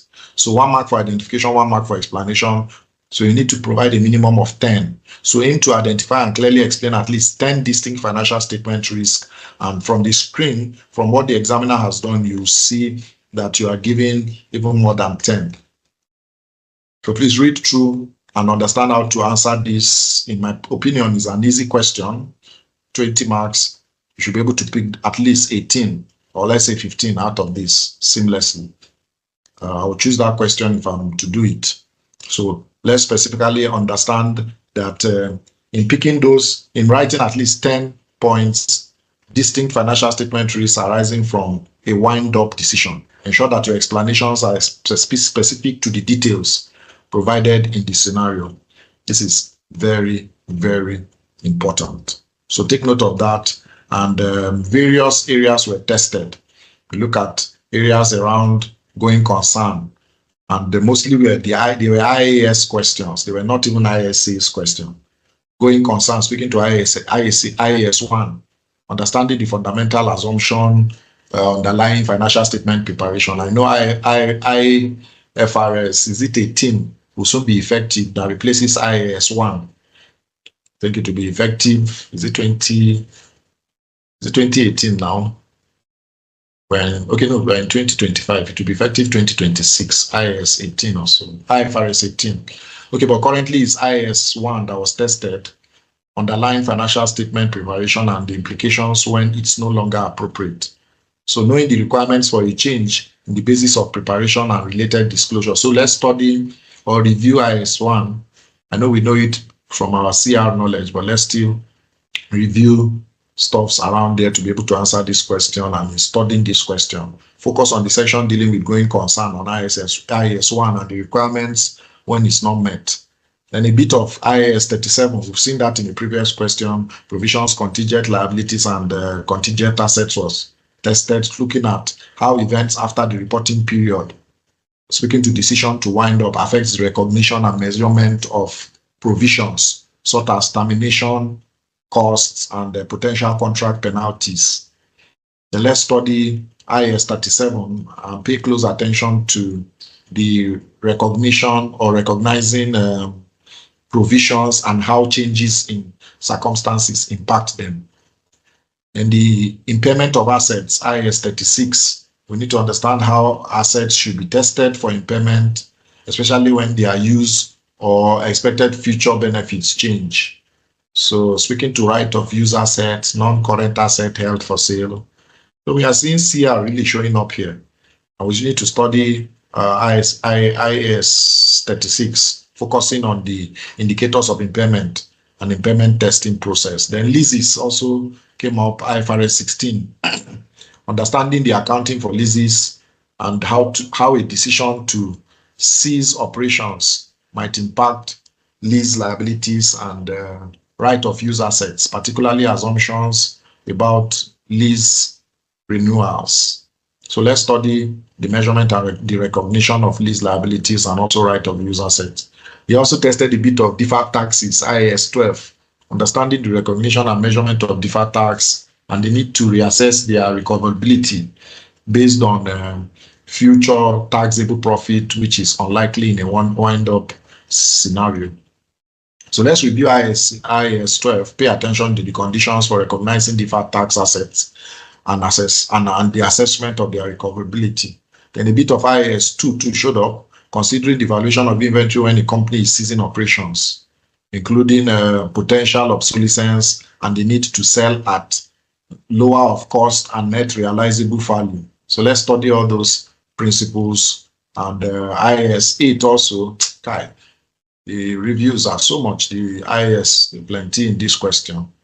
So let's still go back to IAS 8. Yes, please go ahead. I said this very question is really turning off my head here. I don't explain it. I could not even comprehend one thing. Wow. I'm telling you, it's as if it's CR question we're answering. I'm just reviewing it and I'm looking at it. I was like, what kind of policies are all this in one question? Now, wow. But then I think the question is direct and it's easy to pick. It's just that applying all these standards to be able to pick those points are much. But I think I'll attempt it if I were in this condition. I'll attempt this question. So it's just to help us go back and review the answers with our standards so that if something like this show up, we can pick the marks, 20 marks very easily. And it's just one question. There are no babies, there are no sub areas. So I understand the challenge with the question. Okay. I don't have the basic of understanding. Really? I don't know how to lay my hands on this kind of question at all. Like, how? These are the kind of questions that will discourage you after reading. You will see it will look as if you have not read, you have been playing all this while. Why you have been short? I cannot stress for Jare. I understand. That's why when you come out as EC, you are looked at like a jewel. At this point, Yes, please. is it from the question we get at the business? Sorry, I didn't catch that. Come again. Is it from the question we discover that the business? I'm losing you small to network. Sorry, I didn't catch your thoughts. I don't know. It's only me that is not getting you very correctly. I said, did we detect that the business is not going to be on a going concern basis? Oh, okay. No, actually, the company made a decision to wind up. If you read from the case, they decided to wind up. So it's not a going concern matter now. It's an assessment from the business, and they found out that based on the economic challenges they are facing, they want to stop operations. So it's a decision of the business, it's not going concern issues. They decided to halt operations. Yes. Okay. Thank you for those engagements. Another question I want to ask. Yeah. Another question I want to ask is that in the event of another question that looks similar to this, winding up of a company, are these things those things that are going to be applicable to the final audit? Yes. In any scenario, we are going to find ourselves in the case of winding up of the company. Exactly. So there's voluntary wind up and there's mandatory wind up, like you're asking. So both scenarios apply practically, and the issue of going concern. So one good thing about voluntary is that it's voluntary, and involuntary is forced. So both scenarios apply based on the principles you are supposed to employ in the case of the final audit. So in answering your question, yes. Okay, sir. All right. Thank you, sir. You're welcome. Okay, so the accounting policies we are looking at or we need to reinforce is IAS 8 and understanding the need for consistency on the application of accounting policies and the circumstances under which changes are appropriate. Example, changes of basis in preparation. So let's study IAS 8, focusing on changes in accounting policies and accounting estimates, and also a bit of internal controls, general audit knowledge anyway. We need to recognize how significant changes in the company's operations, like winding up, can impact the design and effectiveness of internal controls. So let's study the principles of internal control and how the organization or organizational changes can create weakness. So our materials on CR will help us with this. Some of us have residual knowledge, so it's just to reinforce them anyway, to be able to attempt such questions. So let's practice around this area, and the topics that were tested mainly with IAS are just planning, chapter 7, looking at the entity and the environment and the decision to wind up. Then audit evidence, gathering evidence related to risks identified, and evaluation and review. So chapter 7, 8, 9, chapter 9, looking at going concern. And all those IAS I listed, IAS 1, IAS 37, IAS 36, IFRS 16, IAS 12, IAS 2, IAS 8, just reinforce our understanding, and we should be able to deal with this question if we choose it anyway. So you have 7 option of 5. So if you decide to choose it, you need to know how to attack the question or approach it. Okay, so we've taken a lot of time. Let's look at the last question, question 6 for this November diet. Then we'll go on break so that we can come back and round up the March, June. We have to go on break. We've been speaking and be listening, facing our screens or our phones for close to 2 hours now. So we need to go on break, and we'll come back after this number 6 to finish up March, June. Okay, so let's look at question 6. I hope it's not a long read. All right, the final question for November 2020, question 6, speaks to Nash Investigations Limited. Specializes in conducting investigations for corporate clients. It employs ex-police officers, security consultants, IT and fraud specialists. The NAS investigation recently dropped its firm of auditors and has approached your firm to participate in a tender process for selecting the new vendor. You are a manager in the audit firm, and you'll be working with a senior auditor on this assignment. The senior auditor has never been involved in a tender process or appointment of new auditor. You have been provided with the following information. 1. Nash Investigation is a major service provider to your firm, particularly in the provision of IT and fraud consultancy. 2. Nash Investigation has acrimoniously dropped their previous auditors and withholding fees pending the resolution of a number of issues, especially to their accusations on the competency of the auditors. 3. Nash Investigation is currently facing a hostile takeover bid from Technical Investigation Group, a company you also audit. 4. Media reports of a fraud allegation leveled against one of the directors of the company, and also 5. One of the partners in the audit firm is also a director of Nash Investigations. Wow. Required. 8. The audit tendering process in terms of the stages that the audit firm will go through should it decide to participate in the tender, 5 marks. B. The requirements of the ICANN Code of Conduct on Advertising and Publicity. So we have to prepare brief notes to explain the following matters to the audit senior. C. The requirements of the ICANN Code of Conduct on fees. D. The impact of each additional piece of information provided above and how the information will influence your decision to participate in the audit tender of Nash Investigations. So we have a 20-mark question. But please, I would like to ask a question. This the second part, Roman numeral 2, said Nash Investigations has acrimoniously dropped. What does it mean by acrimony? I know acrimony is a marriage term. What does it mean? Can somebody explain acrimoniously dropped their previous auditors? That sounds somehow. Let me learn from you now. Can somebody explain acrimony? I know acrimony is a statement that has to do with marriage. So how does it apply here? Why was this term used?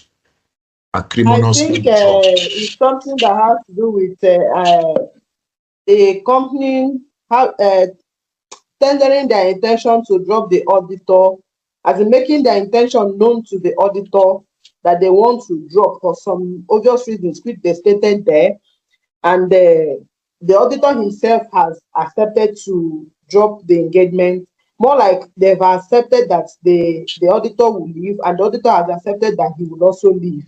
That there is no a loggerhead or quarrel between the auditor and the firm. Okay, so if I get you correctly now, it's a mutual thing. Acrimony means there is mutual agreement between both mutual of them. understanding between the firm and the client. Okay, understood. Thank you very much. Very clear as water. Okay, thank you. Understood. All right. Thank you for that clarification. Okay, so let's go to the question. At least I understand what the question is about now, especially that aspect. All right. So we're looking at a question that speaks Excuse to... sir, I think reverse is the case.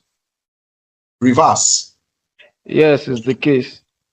Acrimonious means angry, bitter, or full of strong resentment, especially in speech or behavior.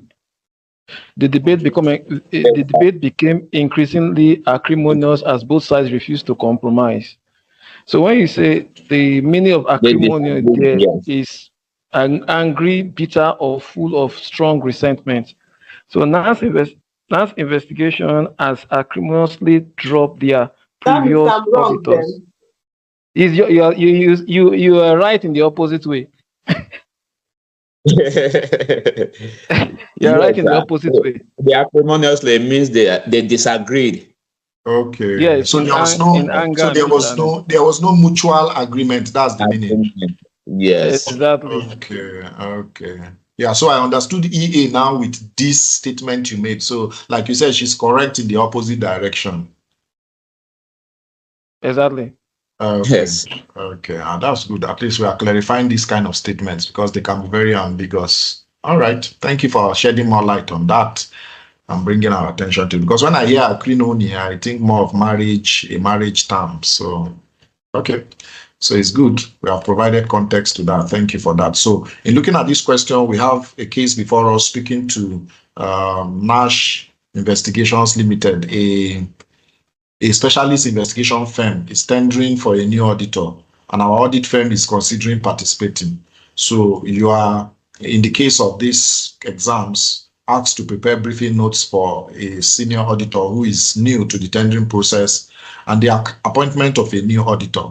So the briefing notes should cover the audit tendering process, speaking to ICANN code of ICANN code of conduct requirements on advertising and publicity.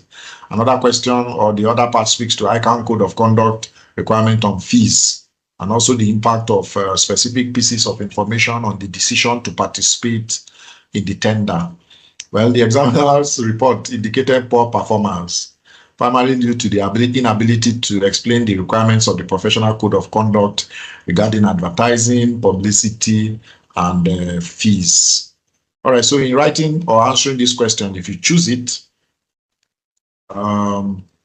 looking at the examiner's solution, we need to, in writing, be able to outline the typical stages of an audit firm that goes through when participating in a tender for a new audit client. So how do we write that? We need to think about logical flow of a tender process. So from the initial approach to the final decision. And the steps includes like initial evaluation, information gathering, risk assessment, proposal preparation, including the fees, and a potential presentation. So we need to write around this. Let me take that again. Initial approach to the final decision, and the step speaks to initial evaluation, information gathering, risk assessment, proposal presentation, and plus the fees you are proposing, and a potential presentation of this whole information. So if you look at his answers, they center around these same points I just listed. And for a 5-mark question, we need to speak to we need to provide at least 5 relevant stages of the audit tendering process, 5 relevant stages, so that we can pick 1 mark each. So looking at his answer, we have 1, we have 2, we have 3, we have 4, we have 5, and we have 6, and we have 7. So 5 will suffice in this case. So let's read through the answers so that we can align properly. I'm surprised that it's a poor performance, but then different conditions may apply. So the B aspect speaks to the requirements of the ICANN Code of Conduct on advertising and publicity, which is another 5 marks. Okay. So in speaking to this question, we need to be able to summarize the key requirements and the ethical considerations for the ICANN Code of Conduct regarding how firms or audit firms can advertise and promote their services. This is very important. So we need to consider areas around that, and we should be able to align very, very properly to these areas. So we need to summarize the key requirements and ethical considerations from the ICANN Code of Conduct regarding how firms can advertise and promote their services. So in writing, focus on principles of honesty, truthfulness. So in looking at how the examiner approached to answer the question, principles of honesty, truthfulness, avoid exaggeration in your advertisement, not discrediting other firms, adhering to advertising codes, ethical advertising codes. So mention any specific guidance on fee references in advertising to be able to earn. How many marks was given now? Okay, 5 marks was provided for that question. So read through the examiner's answer. I think this is fairly simple to provide if you've read through that AAA study text. So you should be able to provide at least 5 important requirements for the ICANN Code of Conduct regarding advertising and publicity to pick 5 marks seamlessly. Then for the C aspect, you should be able to speak to the conduct of fees, and it's on the same ICANN Code of Ethics. And in speaking to that, we should be able to write around the explanation of the guidance and restrictions with the ICANN Code of Conduct related to the setting and quoting of audit fees. So let's cover aspects like informing clients about the fee basis upfront, the appropriateness of quoting lower fees. Some ACAs explained lowballing to me. Very, very powerful explanation in one of the diets briefing class. So we'll look at, in this aspect, we should speak to the appropriateness of quoting lower fees than the previous auditor in relation to lowballing and other tendering firms, ensuring fees allow for quality work and restriction on contingency fees for the audit work. So in answering this C aspect, speaking to fees, let's outline at least 5 important requirements of the ICANN Code of Conduct related to fees to pick 5 marks seamlessly. So we're given about 7 in the solution. So let's read through and align properly. And finally, the impact of each additional piece of information provided above and how the information would influence your decision to participate in the audit tender for NASH investigations. So in answering this last question, we need to be able to speak to the impact of additional information. So let's analyze each of the 5 pieces of information provided about the NASH investigations, where we even saw that statement acrimoniously. So we need to understand those terms. There are some terms I have to go through the dictionary. So go through the dictionary to understand so that you can provide context to answer them clearly. This is key. So let's align graphically so that we can be able to provide good answers to earn these marks. Then analyze each of the 5 pieces of those additional information we saw about NASH investigations, and discuss how each factor would influence your firm's decision to participate in the audit tender. So let's consider ethical implications like independence, risk assessment, and professional relationships. So in writing, for each piece of information, let's clearly state the potential impact on your firm's decision. So consider service provider relationship, speaking to independence threat, withheld fees, previous auditors, professional clearance need to be sought, and also potential integrity issues. And speaking to hostile takeover, speaking to the client and another audit client, conflict of interest is the risk. And talking about fraud allegation on one of the directors, the client integrity risk. And the issue of partner as director at the same time is a significant independence risk. So let's provide clear information on this. And for each impact, let's briefly explain the reason behind, or reason based on ethical principles and professional standards. It's very important. So to pick the 5 marks, let's discuss the impact of each of the 5 pieces of additional information on the tender decision. 1 mark per point, and let's make sure you explain the reason behind the impact in your explanation. This is very important. So generally, in attempting all of these 6 questions, we need to understand the question first. So read and calm down, recall your relevant knowledge. Make sure you structure your answer the way you see the examiner structure it, and please be concise and focused. Don't overwrite. Show application where necessary in referring to standards. For this question now, we need to refer to the specific ICANN code of conduct. Then let's manage our time very pragmatically. Managing our time, we have the first question, which is 30 marks. Don't spend more than 54 minutes on that 30 marks question. Then for the 2, 3, and 4, you have 36 minutes for each of those sessions, which is 2 questions, 36 minutes for the 2 questions you are choosing. And for the last question, 3 questions, 27 minutes. If you map out that, you have 180 minutes, and you will not overflog a question and allow some to suffer. So in your practice, please manage your time as you are doing maybe some question and answer session yourself before exam day. Please time yourself like that. So for question 1, 54 minutes. For question 2, 3, 4, 36 minutes. For 5, 6, 7, 27 minutes. It will help you align properly under exam condition. This is very important. So in looking at this last question, what was tested? The concepts and principles that were tested were audit tendering process. So let's understand the common steps and considerations involved when an audit firm bids for a new audit engagement. So let's review sessions in our study text or pocket notes around the outline of the audit tendering process.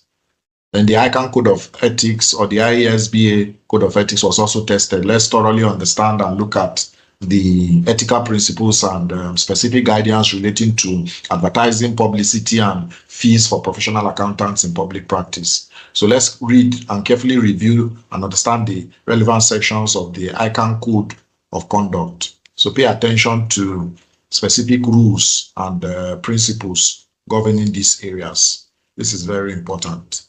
Then also, in going back to read, let's also look at independence and objectivity, recognizing and evaluating the need to evaluating threats to independence and independence and objectivity that may arise from various relationships and circumstances, such as business relationships, conflict of interest, and personal relationships with clients. So let's study around independence and objectivity in that's professional code of conduct, I think around chapter 3 in the ethical code, and also practice applying the different categories of threat to specific scenarios that may be presented to us in exam cases. Also professional clearance, which is general audit practice. Let's understand the requirement to communicate with predecessor auditor before accepting a new audit engagement. So let's study and review the general principles of professional conduct related to communication with auditors, and also client acceptance procedures based on firm's policies and also international standards on quality control. 1, let's understand the factors of a firm and consider before accepting a new client, which includes risk assessment, integrity of management, and the firm's competence and resources. So let's study and review around the firm's quality control processes, the requirements of ISQC1, and ISQC1 that relates to the client's acceptance and continuance. This is very important. So 2 chapters were principally tested. Chapter 3, rules of professional conduct, and chapter 5, practice management. So around rules of professional conduct, advertising, publicity, fees, independence, conflict of interest was tested. And for practice management, client acceptance and tendering process was tested. So generally speaking, 8 chapters out of the 16 chapters was tested in this November 2020.